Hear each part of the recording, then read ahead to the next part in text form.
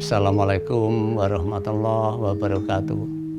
Nuwun para kadang sedaya ing pundi papan kawedanan ageng punakawan Krida Mardawa Karaton Ngayogyakarta Hadiningrat badhe ngaturaken salah satunggaling sekar macapat ingkang kaping sekawan inggih punika Sekar Asmarandana.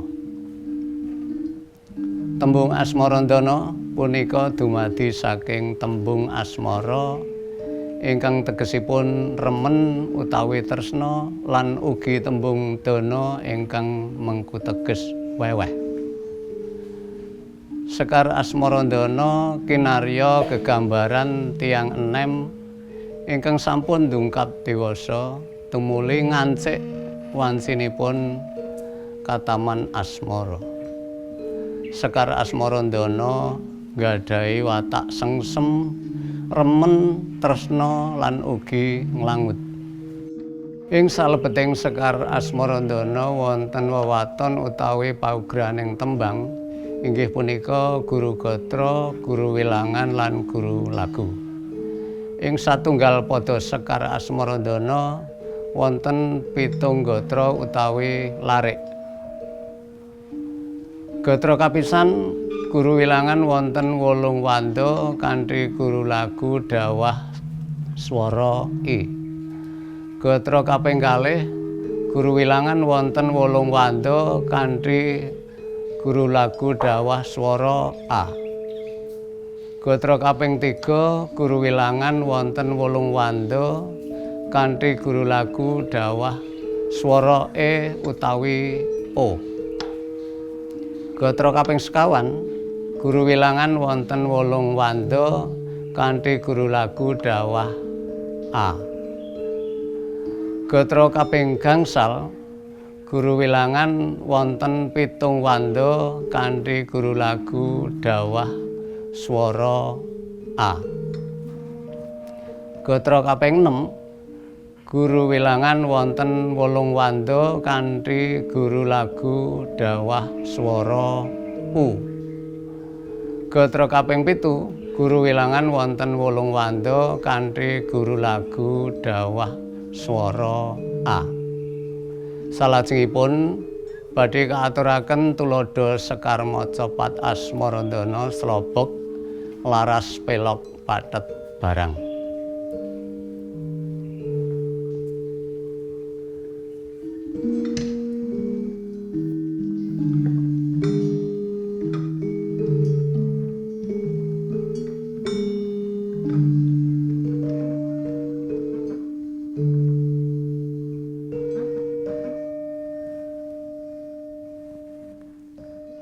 Wong sabar jembar rejeki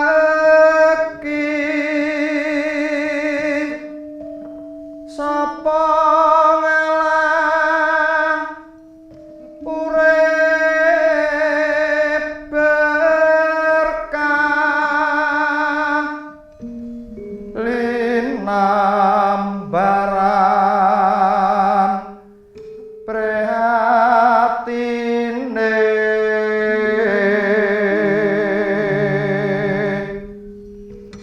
datan srek yen kataman tan susah yen kelangan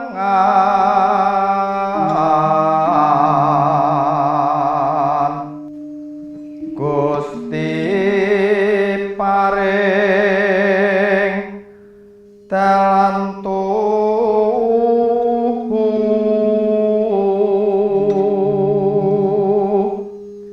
mring sapa kang gelem dalan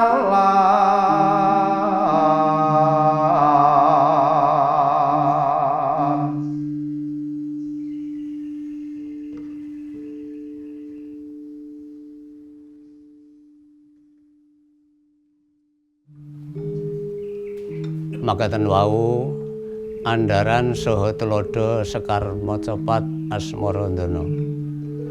Dene ing video salajengipun badhe kaaturaken Sekar Macapat Gambuh ing pangajap sageta piguna tumrap sedaya para sutresna budaya.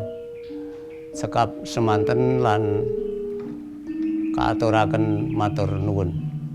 Wassalamualaikum warahmatullahi wabarakatuh.